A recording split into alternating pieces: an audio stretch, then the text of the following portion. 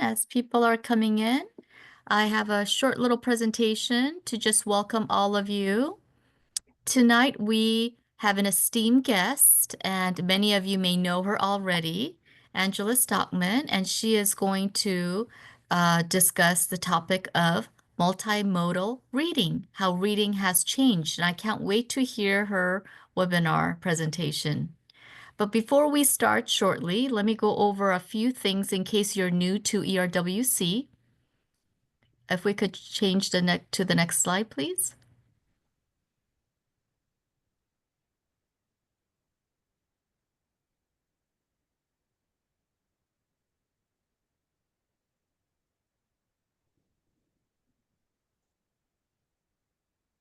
Oops, little technical difficulty here.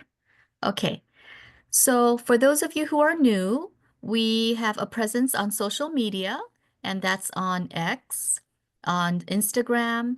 We also have an email. If you have any questions or follow-up comments, please email erwc@calstate.edu. We also have presence on Facebook as well as a blog.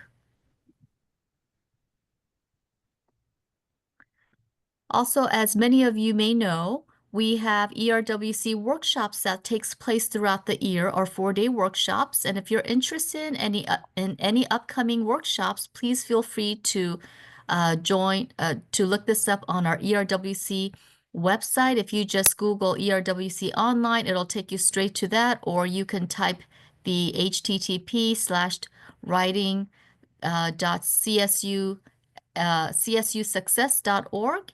And under upcoming workshops, it'll list all of the upcoming workshops for this remaining of the school year. And they're free. So that's what's great about our workshops. And we also have upcoming 2-day intensives workshops with specific course titles. As you can see, some of them are really, really exciting. The Designing a Long Year Course Plan is a popular one. Don't forget to sign up for that. There's also one in March 20th and 24th on customizing module planning to meet student learning needs. There's another one on universal design for learning, and it's an intensive course, and I think some of you may have attended a previous one. So this is a sequel to that one. And in May 6th and 13th, we also have teaching writing well with a focus on feedback and revision. And please know that we have a sister organization, which is CATE, California Teachers of English, and they're hosting their conference. If you haven't had a chance to register, they're hosting their conference this year in Burlingame, San Francisco from February 28th through March the 2nd at the Hyatt Regency. And we are hosting a special reception on March the 1st from 6 to 7. So if you are attending CATE conference this year, please join us. We'll have food, we'll have music, and we'll have some network taking place. All right, for those of you who haven't seen on our website, we are hosting our June Literacy Conference this year at the Long Beach Marriott on June 23rd. We will have Certification Day the very next day, June 24th. Registration is now open. Don't forget to take advantage of this free conference. This year it is free, so please go to our website and register for this upcoming fabulous conference. We have secured a fabulous keynote speaker. Her name is Tay Keller, and she's written many books. One of her books is going to be a module in our middle school program. So the middle school curriculums are being piloted at this time, and we are going to publish them and be ready possibly by June, but for sure by the summer for additional training and use next school year. We also are calling for presenters. If you are interested in presenting at our June Literacy Conference in Long Beach, California this year on June 23rd, please submit your proposals. We have some guidelines there, and we look forward to receiving a variety of proposals this year. And we plan to have a middle school strand for our middle school teachers this year. All right, so with that said, I'm going to turn it over to our webinar host, Ms. Deborah Robinson. Thank you so much for all of your work organizing this. Thank you, Cindy, and welcome everyone to our February webinar. It is my pleasure to introduce our presenter for today. Angela Stockman is a former secondary English language arts teacher, a university instructor, and a professional learning facilitator. She's a frequent international presenter and has led curriculum, assessment, and instructional design initiatives in dozens of systems over the last 20 years. She is also the author of 7 books on writing instruction, including elementary and secondary editions of the Writing Workshop Teacher's Guide to Multimodal Composition and the Writing Teacher's Guide to Pedagogical Documentation. Please join me in welcoming Angela back to the ERWC community. Welcome, Angela. I'm so thrilled to be here with all of you. I've been looking forward to this for months. I so enjoyed my time with some of you last summer, and if you happen to be in the room with me at the conference in June, know that this conversation that we're having today, it's going to pick up kind of where we left off. But if you weren't there, I'm hoping that what you take away tonight is really inspiring and refreshing for you. I want to make sure that you have my slides. So I'm dropping them into the chat now, and I'll do it halfway through the webinar as well and toward the end. I share them because I know that so many of you want to go back to systems and perhaps kind of turnkey the conversation to colleagues and friends or perhaps faculty that you support. And you are welcome to use, adapt, and share my slides. In addition to that, the slides are embedded with some links, and those links will take you to some rich resources and rabbit holes that you can kind of fall down even after our time together is over. I encourage you to reach out. I'm really approachable not only on social media, but I'll leave my contact information on the last slide. I actually host a free community of practice. We meet once a month. We talk about how we're using pedagogical documentation, which I'm going to speak about. There are beginners there, and there are teachers that have been trying these approaches for a very long time. But most of what I'm sharing with you is really the result of making my students my teachers. And the ideas that I want to share and the stories that I'm going to offer you tonight, I really owe them a debt of gratitude. I founded something called the Western New York Young Writers Studio. Now it's known as Make Writing Studios because I learned something about the relationship between multimodal composition and the production of high quality print from those kids. So we call ourselves Make Writing Studio now in Buffalo, New York. We've been together since 2008. We have impacted really beautiful learning and growth inside of over 60 systems in the last 12 months alone. And it is really because we use a participatory action research process where I try to elevate the voices of the students that I serve. And I'm going to share some of their stories with all of you tonight. I am going to begin to share my slides, and hopefully the next hour will be worth your time. Tonight, we're going to talk about how reading and writing are so much bigger than print.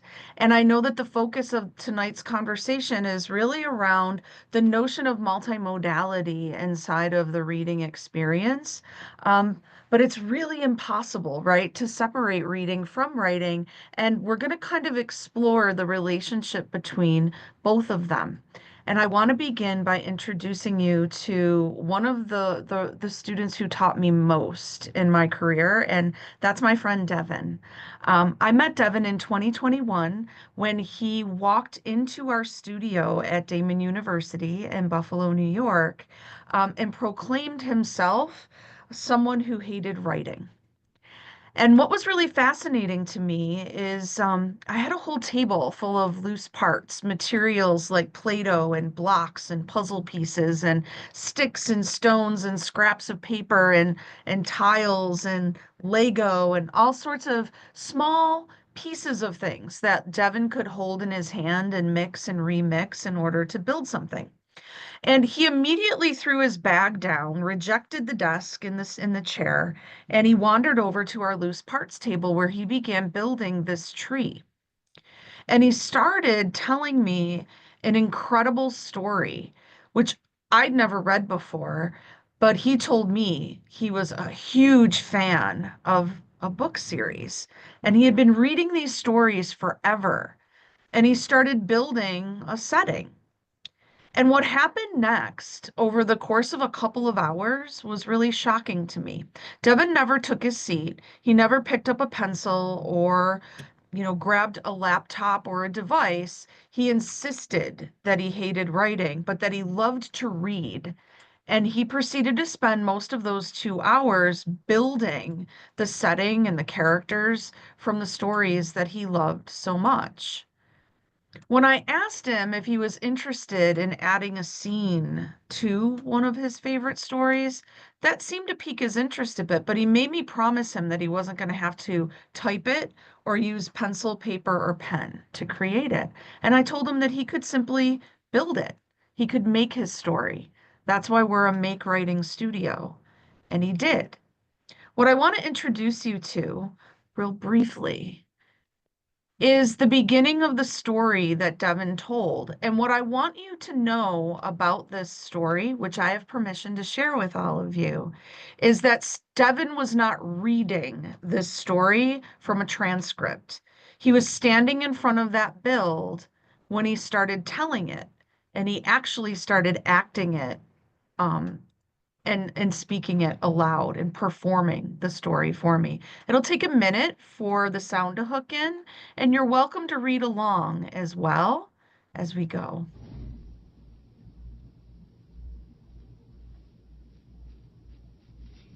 Sand. That's the first thing Bob felt when he awoke. Bob was a skinny thing with almost no meat on his scrawny little bones. He has brownish blonde hair that's always standing on end. Bob tried to get up. He took a step and slipped on the wet pebbles. Oh, he groaned.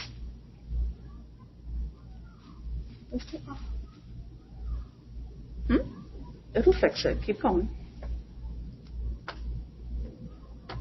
Then he got up again, half walking, half sliding. He thought to himself, I gotta quit whimpering and find my dragon. And with that, he marched across the sand. Then he saw it, a green lump whimpering away. That's when he felt it, a sharp pain. He fell to his knees with a pain as if his bones had just shattered into a zillion tiny little pieces. He screamed in pain, wondering if it was the last thing he would ever do. And so, as Devin told me his story, and I can tell, and I think you can too, that he was physically acting it out, I realized that Devin was a writer and that he didn't realize he was a writer, and he might have defined more as a reader. But it was because Devin was a reader who lived the stories that he was consuming, that he was able to produce really what was a far more sophisticated story than any other writer in the room. And this really challenged a lot of the assumptions that I think many teachers, myself included, tend to make about kids like Devin when they tell us that they hate writing and they're not interested in producing print. In 2021, I followed Devin to the loose parts table and took a picture of the very first thing he did during the first 10 minutes of his first day at studio. And he built that tree, which led to that beginning of a story that he continued making all week. What was really inspiring is that throughout the school year, between the August that we met in 2021 and August of 2022, Devin's mom and Devin sent me emails every once in a while to check in. And Devin told me that he was writing a novel. I was ready for him when he arrived in 2022, and I had my cell phone in hand, and I documented again the very first thing Devin did when he entered the room.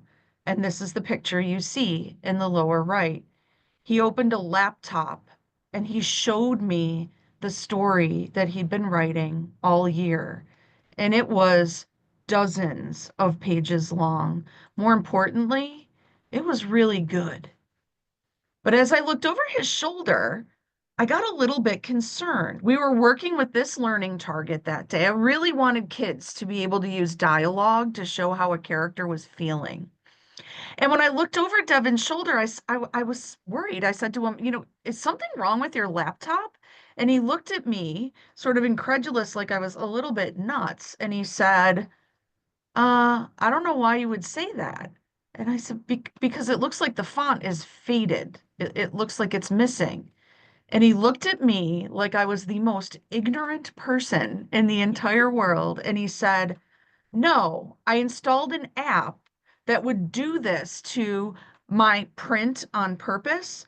I really need to work with the font because the way that my story sounds is important. I need to write it in a way that will make people say it a certain way when they read it aloud. And that put me right back on my heels because I've never had a 10-year-old tell me that they have that level of an awareness about their audience, that they're that attuned to what writers do and how readers experience a text that he altered the font. He said, I don't want them to say, hello, Dragon Slayer, the thing said, his sentence fading. I've been waiting to see you. He said, I want people to say, hello, Dragon Slayer, the thing said, his sentence fading. I've been waiting to see you. And if you look in that lower picture, you're going to see that that's not the only place where Devin was really working with the conventions of writing with great intention so that his story would have an effect on the reader. This is a perfect example of a kid who is a deeply embodied reader who also prefers to really express themselves in a way that's far bigger than print. Devin's experience as both a reader and a writer makes him a deeply multimodal composer. I came up as an English teacher. I taught at all levels for a variety of different years. I was at the elementary level for just a couple. I taught at the high school level for just a couple. The bulk of my career when I was in the classroom was spent at the middle level. And I came up as a workshop girl, and I'm still a workshop girl at heart. But there was a lot that I wasn't able to achieve. I had a hard time engaging some readers. I had a difficult time helping them become really confident and enthusiastic writers as well. And when I left the classroom after 15 years, it was to become a New York State staff developer. And suddenly this problem that I had in my classroom that I thought I was going to escape, this fact where I was unable to engage readers and writers as well as I wanted, it became something I was responsible for trying to solve for 26 school districts. So that was not like the greatest, career move if I was trying to avoid pain. But at the same time, I founded something called like I said, the Western New York Young Writers Studio, and that became a learning community where we began doing action research. It exists, it still does, outside of the public school system and the private school system. It is a community based center, and it's a place where K-12 teachers come together with kids and we make kids like Devin our teachers. And we ask them great questions and we follow and watch what they're doing. And we take lots of pictures and we record lots of video and we engage in pedagogical documentation. And we use something called photo voice methodology, where we invite kids like Devin to take their own pictures and voice over them and tell us how we can be better teachers.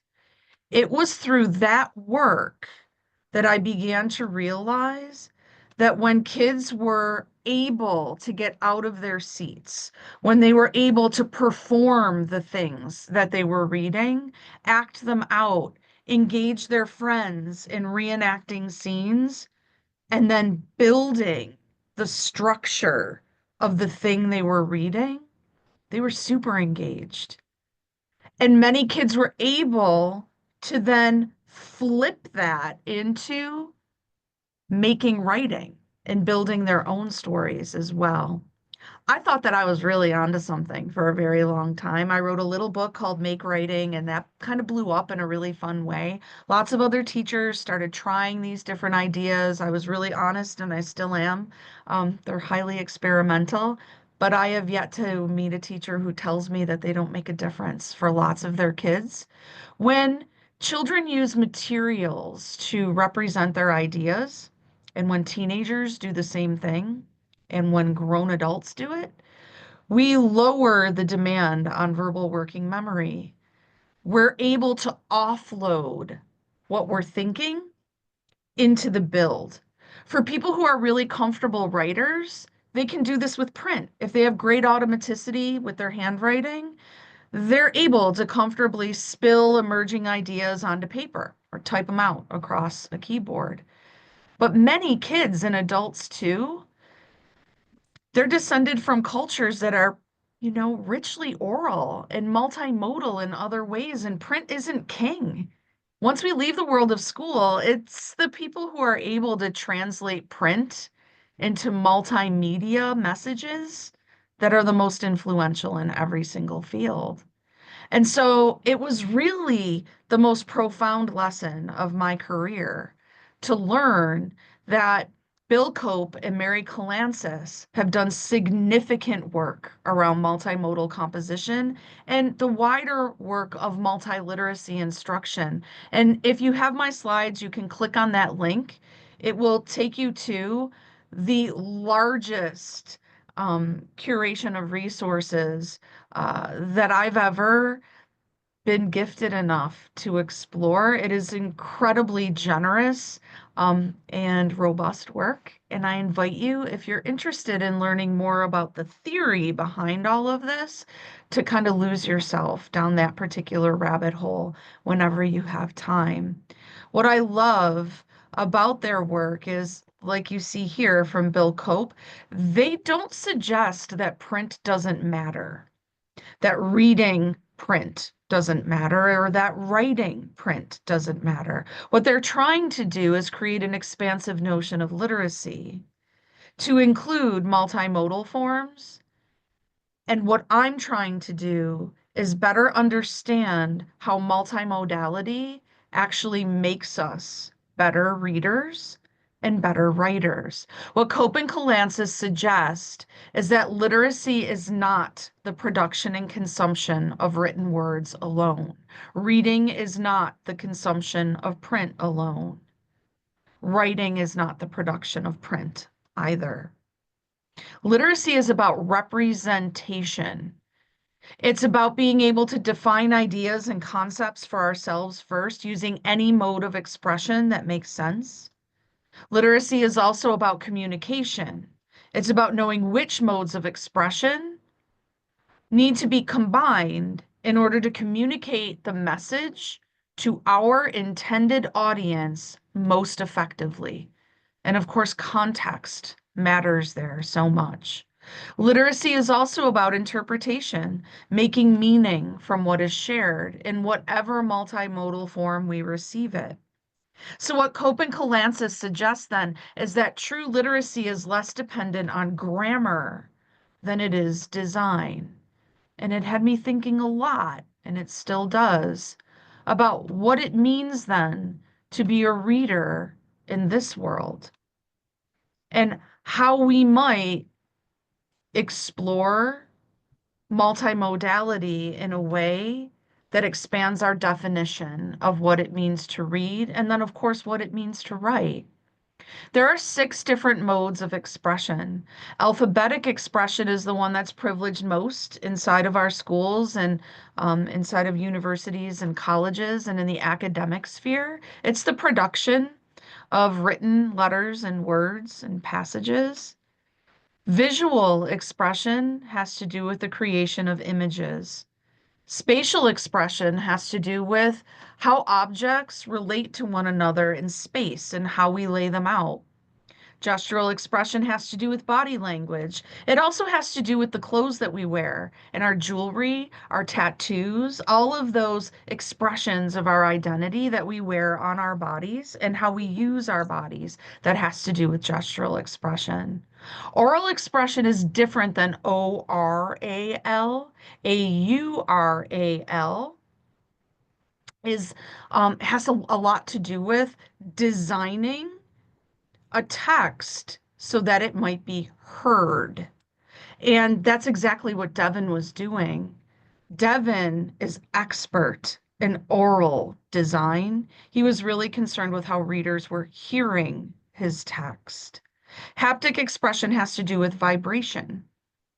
And so when we think about, for instance, Helen Keller and how her teacher Annie made symbols in her hand so that she could feel them, that's haptic expression. But in addition to that, haptic expression has to do with, for instance, how your phone buzzes and how each vibration might be specific to an app or even a specific person in your contacts list. And when they're contacting you, you can tell it's them by the way that that particular app buzzes. Truly literate people understand that depending on the message they're trying to deliver and the audience they're trying to deliver it to, and the context in which it's being delivered, including the socio-political context, as well as the platform they're using, some combination of modes is typically more effective than others. This bumps up against what many of us have assumed for a very long time about learning styles. And while that research has been criticized and even some would say debunked, what I truly believe is this: learning styles almost got us to a place where we understood multimodality for what it was. We might have preferences, but the style of the information is really dependent on what is being communicated, who is communicating it, who they're communicating it to, in what context, and across what platform. Some combination of modes appears even in the books behind me.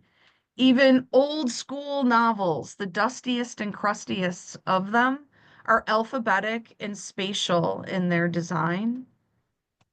Every text is multimodal. If you click on the link on this particular slide, it'll take you to a lot of examples that you can use in your own classroom. I want to share one of my favorites with you. David Byrd is one of my most favorite multimodal composers. He created something called Beacorns. He once worked for Lego, and he was a huge contributor to the Bionicle line.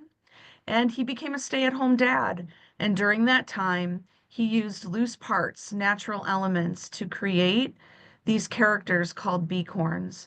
He is found on social media, on Instagram, and on his own website. And I'll leave his contact information in the chat once this video starts.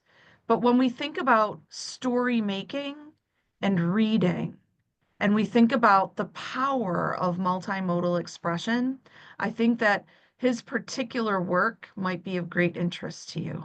Hi, Let's take a Angela. peek. Hi, Angela. It's Oh, yeah. Before we I'm going to stop for a start, minute.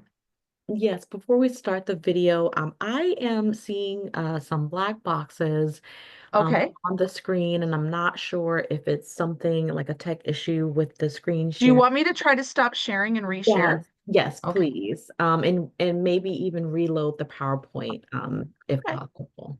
Thank you I'm so so much. Sorry to sorry. interrupt again. No problem. Thank you for telling me. All right. Let's see if this works.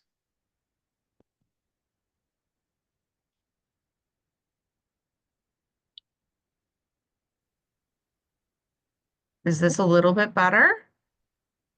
It's still there. The Yeah, black lines are still there? they're like How about black now? boxes. Is it gone?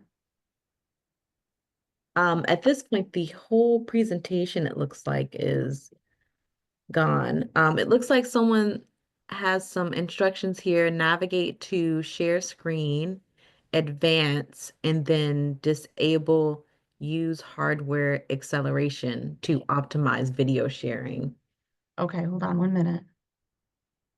Share. I have that selected. Optimize for video sharing is selected in my options. I'll go to advanced. So I think they're saying to disable that. Maybe that's why. Oh, okay. And what I'll do is I'll pull it up here to see if Okay. I'm seeing Let's that. see if this works better. I'm so sorry, everybody. Is that any better?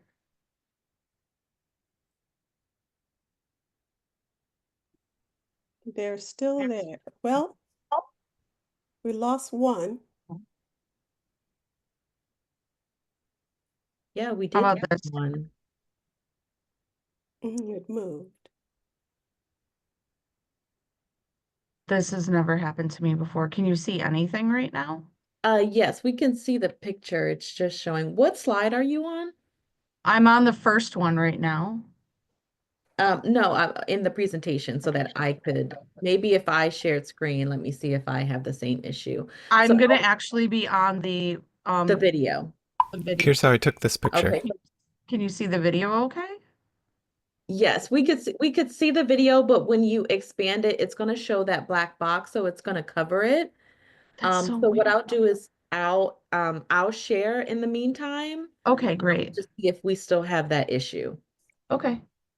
What exciting benefits do you get as a Hertz Gold Plus Rewards member? You get to skip the line and go right to your club. Here's how I took this picture. All right, I am sharing shortly. Thanks for your patience, all. As you're watching, get a sense of There which we go. modes. Thank you. As you're watching, can you get a sense of which modes of expression are really at work in this particular example from David Bird?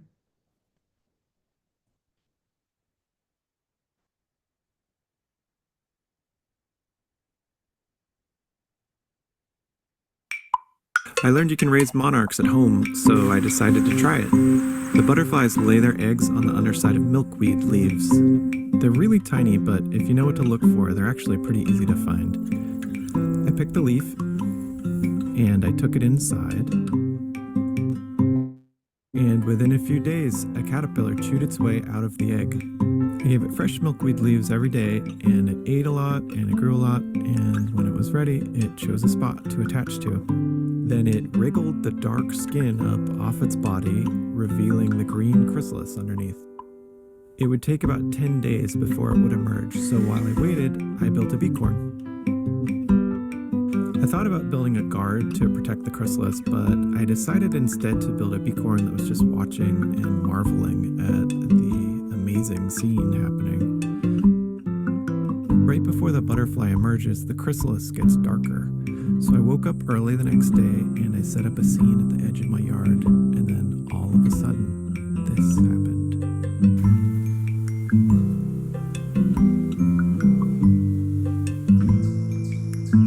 Their wings are floppy at first, but they pump fluid from their abdomen into their wings, and as the fluid dries, their wings harden. Then after a bit, they're ready to fly. Bye. I show you this for a bunch of different reasons. One of them being that David M. Bird's work is on Instagram. It's on his website too. He integrates so much around story making, but also science and engineering and mathematics. And that is the beautiful thing about this expansive notion of literacy. When we bring multimodal texts to readers, we're able to integrate learning across so many different content areas. And students are able to see it in a lot of different contexts. All of this work has me thinking often about what it really means to become rhetorical. And we talk about that, a lot inside of the Airwick community. It's work that I'm constantly being critical of myself. When we're trying to become rhetorical, we're often focusing on print. And when we talk about rhetorical analysis, That's where our thinking often goes.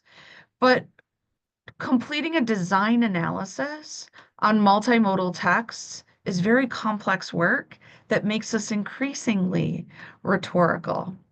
And so, what's really fascinating is when we can look at the work of someone like David Byrd and we have lenses through which we can look at it, it can help students, even very young students, make a sophisticated interpretation of what's going on. For instance, we might look at a single David Byrd video like the one I showed you, and we might ask, who is the audience? What stance is this designer taking? What modes are being used here? And where is this person sharing his work and why? What are the conventions of this particular form? And if we wanted to create something similar, how might we use Bird's work as a mentor text to design something of our own? We could create a prototype. We could use inexpensive materials and mock up a storyboard. We could pitch it to our friends. We could get feedback from them and from our teachers, and we could iterate on that really low sweat draft before we invest a lot of time and energy in creating something more complex.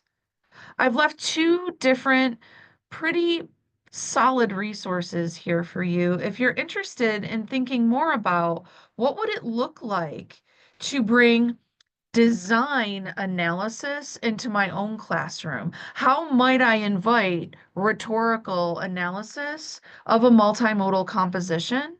How might we read that way in order to design and write that way?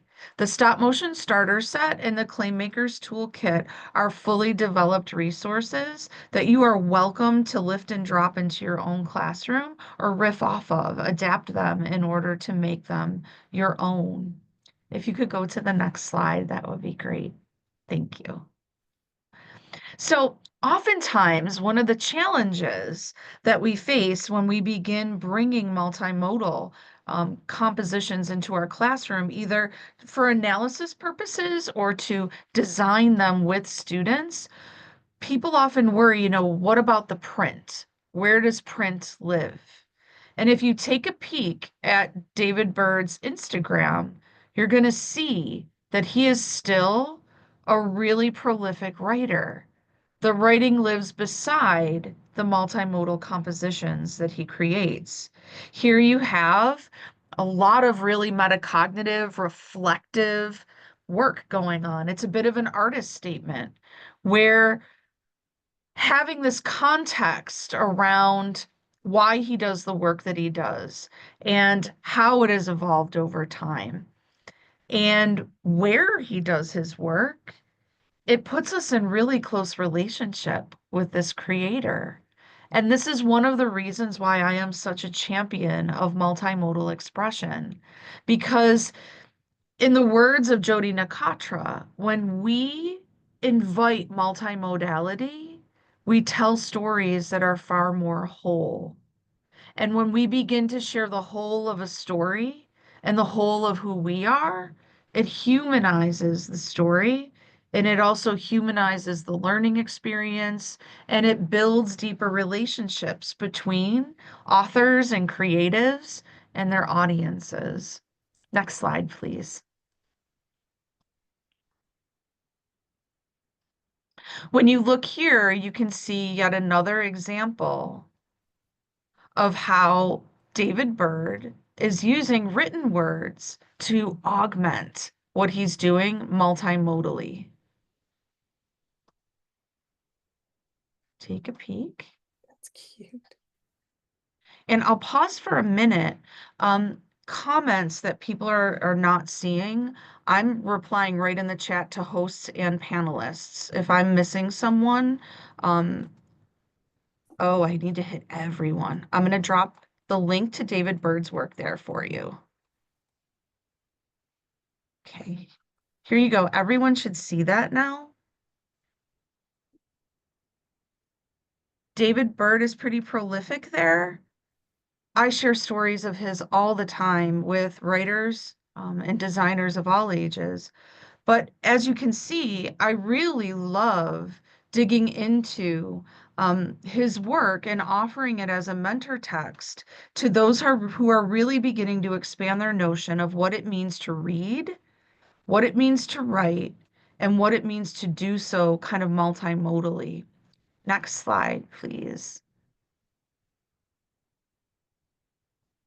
This is a third example.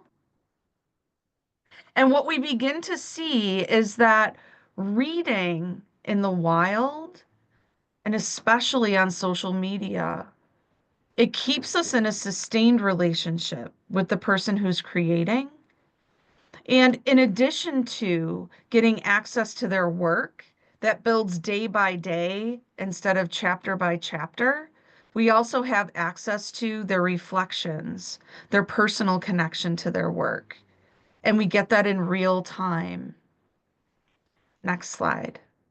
It's a different way of reading. It's a different way of being in relationship with writers, too.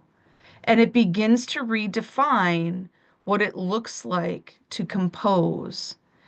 If you have my slides, you're more than welcome to click on the link on this one where it says prototyping a draft. It's going to take you to a really thick photo album so that you have an understanding of what I mean when I say that we make our writing first. And you can advance to the next slide. This is what it looks like when we make and write stories. We often start with structure first. I'll have writers build just the beginning like Devin did, and then they will speak it aloud and they will use apps like Otter AI or other speech to text apps so that they can hear what it is they intend to produce with written words. So much research has come out in recent years, especially about this important element that's often overlooked inside of the writing process. Transposition is where we are transitioning from one or more modes of expression to another, transitioning from orality to print, from building to the production of written words, or from drawing to speaking to writing. This is called transposition. And transcription is more than the mere production of written words. It's bigger than encoding alone. What we know is that when writers are able to hear what it is they would produce, the quality of what they produce is typically much better. This has been my lived experience as well. And these are just peeks into what it looks like. Structure is really important. And you can see in that second photo there that we started with 4 different parts of a story. You might give students that really common structure, somebody wanted, but so then. And they can use a story that they love, just like Devin did. Who was the somebody? What did they want? What was the problem? How did they try to solve it? And then what happened? Let them build it with blocks or Lego. Let them draw it too. Let them speak it aloud, hear it before they're writing a summary or a retelling. They can use that same exact process then to build and speak and write their own story, one small bit at a time. What I find is that when writers are not rushed to screens, when they're not rushed to keyboards, pencil, paper, when they're allowed to build or they're allowed to draw and then speak, it protects the full complexity of their ideas. If I demand print too soon, they'll often lower the complexity of their ideas to match their print power. But if we just start with a small bit of something and they're able to build it and then speak it aloud and listen to that small, tiny clip over and over again, they'll lean into those harder vocabulary words. They'll play with tougher syntax too. And what emerges is typically of much higher quality. More importantly, they're super proud of themselves and they're excited. And they also know that they can play in order to read and write. And I do this with kids of all ages. If you want to hit the next slide, that would be great. These are examples of what it looks like to make writing. On the left, this was a high school group that was designing an argument using loose parts. It was very complex. And on the right, you see my friend AJ, and you can see how she has structured her story into pieces. What was fascinating about this particular case study with AJ is that you're going to notice that some parts of her story are really print heavy. And some parts of her story, she resorted to either labeling or drawing. And when I asked her what accounted for the difference, she told me that she chose to draw when her ideas were coming so fast that she couldn't keep up with them. And she wanted to make sure she got all of them down on paper. Eventually, she created labels for that third panel that then resulted in written words.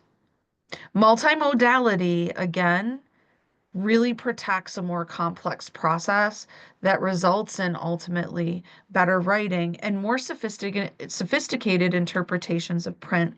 I'll offer this story as well. Just this week, I wrapped my third of 3 documentation cycles in West Valley, New York. I work with K-12 teachers there. I've been there for 6 years. Teachers go into their classrooms and they make writing with students in this way, and we study the impact on their standardized test scores as well as other measures of performance. And we have improved performance on their standardized test 20% in grades 3 through 8 and 11 over the last 6 years using these approaches.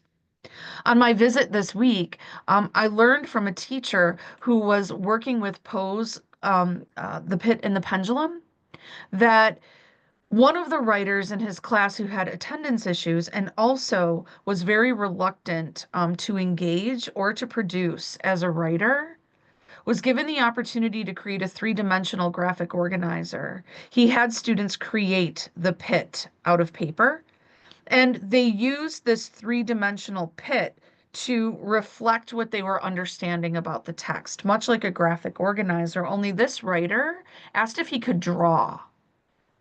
And of course, his teacher told him that he could. This was the kid who made the most sophisticated interpretation of the pit and the pendulum. He was the only kid in class that really understood that sort of the gore of that story could be seen as a metaphor for war. He was the only one who was able to give that interpretation. And when he did, other kids in the class were kind of floored by that because this was a student who didn't typically engage in that particular way. It's a good example of how multimodality not only protects complexity, but it lowers the print barrier just long enough for our best ideas to be something that we're comfortable sharing. And when we can use materials to represent those ideas in a way that gives us that confidence, I find that it's pretty huge. Next slide.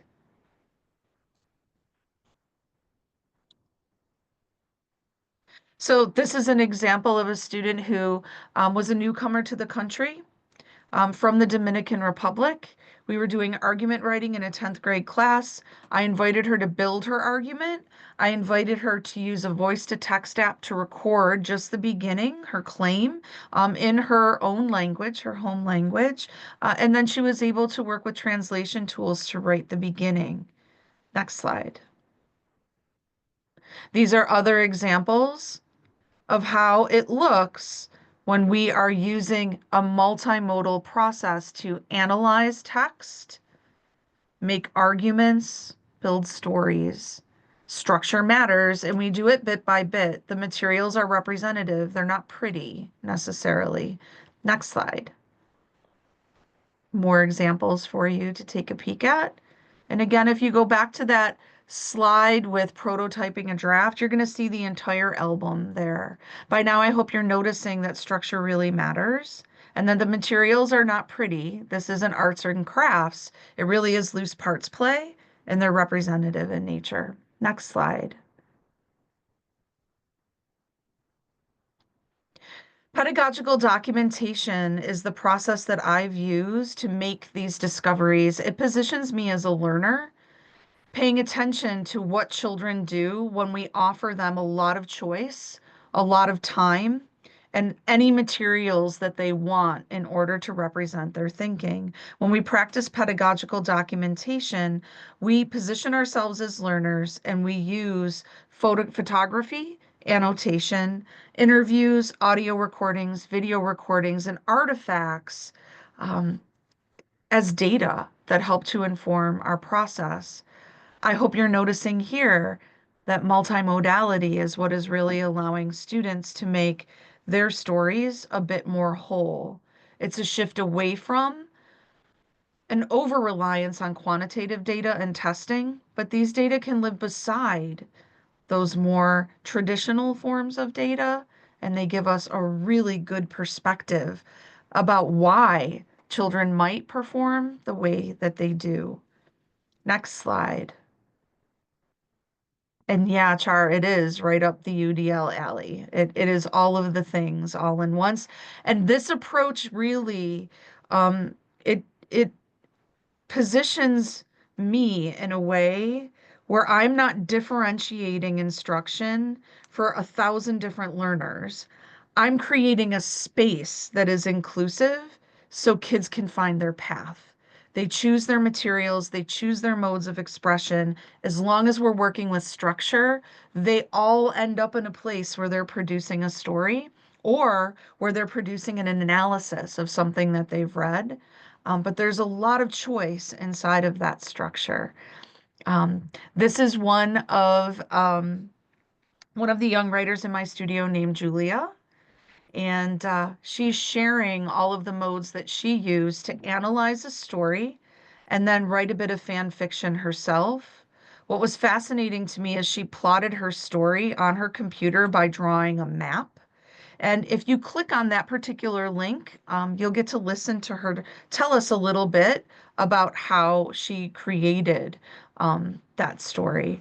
Tanya, at the end of the session, I'll share the link again to all of my slides. They're in Canva and you're welcome to use them. Yeah, just give me a sec. Next slide. It helped me. Say it again. It helps me because I can look at it and then I can know what to write. So playing with the monkeys and building it helped you see it. Is that what you said before? Thank you. All right, this is my friend Luke, and this is an example of photo voice inside of our documentation process. Luke took pictures of something that helped him as a writer.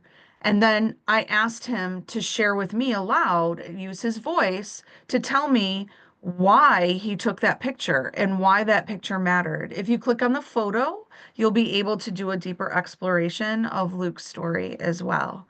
Next slide. This is another example of how multimodality helps me serve readers and writers and designers better. These are peeks into my pedagogical documentation notebooks. I take pictures during class. I keep them in a sketchbook and I reflect in the margins. I have bins full of these sketchbooks. I carry one with me every day, and I have for the last 20 years. I have a storage unit full of them. And all of the findings that come out of these notebooks, they're where I pull my learning stories from. This is where I look for patterns and themes across many years of my own qualitative data.